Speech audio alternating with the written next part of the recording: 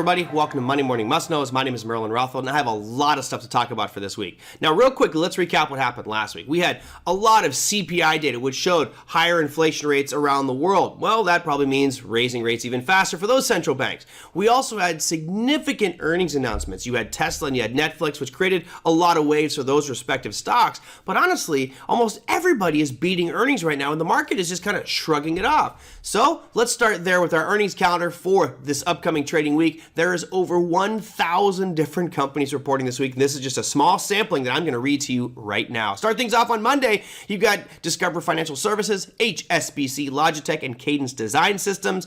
Tuesday brings you Microsoft, General Electric, Twitter, Visa, Google, also known as Alphabet, General Motors, and Coca-Cola.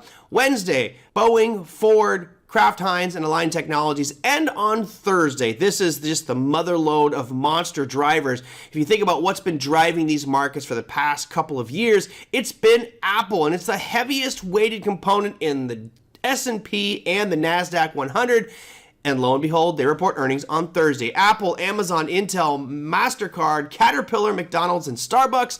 And Friday, which is normally rather quiet, not so this week, ExxonMobil, Chevron, NextEra Energy, and Colgate-Palmolive. Those are some major names out there. And again, I don't know which one of these is going to be a major catalyst for a market move up or down, but what is going to happen is when these earnings announcements come out, there will be dramatic volatility in those specific securities, especially ones like Apple and Amazon that have a triple-figure price target on it right now. Now let's continue to move on. We talked in the past about how important housing data is, and looking at things like new home sales, pending home sales, watching the price of houses as they've been dropping here recently. What impact does that have on our economy? Well, lo and behold, we've got a trio of announcements happening this week with regards to the housing market. So let's start things off with big news, the Case-Shiller S&P Composite 20 Home Price Index numbers on Tuesday at 9 a.m. Eastern Standard Time. A little bit later on in the week, on Wednesday, we have new home sales. That's at 10 a.m. Eastern Standard Time on Wednesday. And finally, rounding out this trio, pending home sales Friday at 10 a.m. Eastern Standard Time. Now, again, this is critical because housing represents a significant portion of GDP, which is also coming out this week. And we'll talk about that in just a second.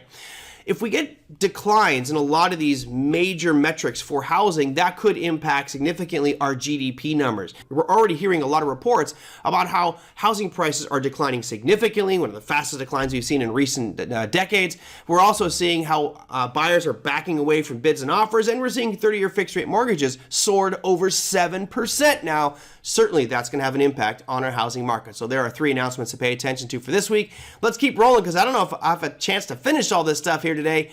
We'll move on to our next one, which is advanced GDP. Now, of course, we just talked about how housing impacts GDP. Speculation is running rampant about what might happen. Well, here's our chart going all the way back into 2000, going back 22 years.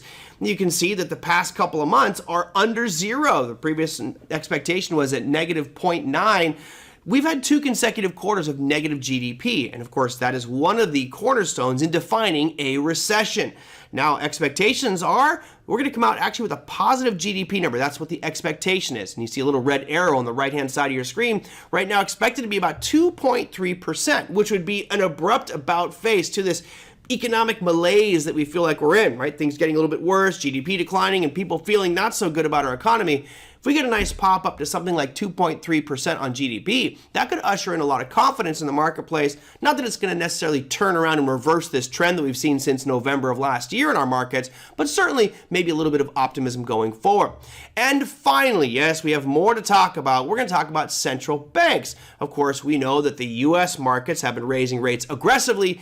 We have a couple of markets around the world that are going to be impacted by rate increases potentially. Start things off with the Bank of Canada. They're expected to go from 3.25% to 3.75%, a 50 basis point increase. That's Wednesday at 10 a.m. Eastern Standard Time. And then we move things a little bit across the pond here. The European Central Bank is expected to jump aggressively again. They're looking at a 75 basis point increase from 1.25% to 2%. That's Thursday at 8:15 a.m. Eastern Standard Time. And finally, we got one last one. The Bank of Japan.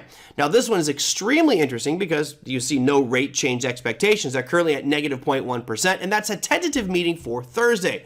But why is this so important?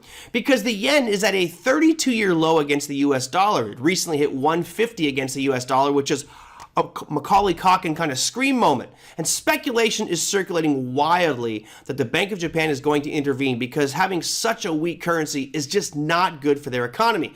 Now, the Japanese bankers have focused and said, we're going after speculators right now, but I think there's a much bigger problem for Japan with having such a weak yen. So keep your eye on the Japanese yen here going forward. Over the coming weeks, you will probably see some statements by the Bank of Japan about how they're going to intervene and help prop up the Japanese yen, which could create some great trading and investing opportunities. That, my friends, is your Monday Morning Must-Knows. We'll see you next week.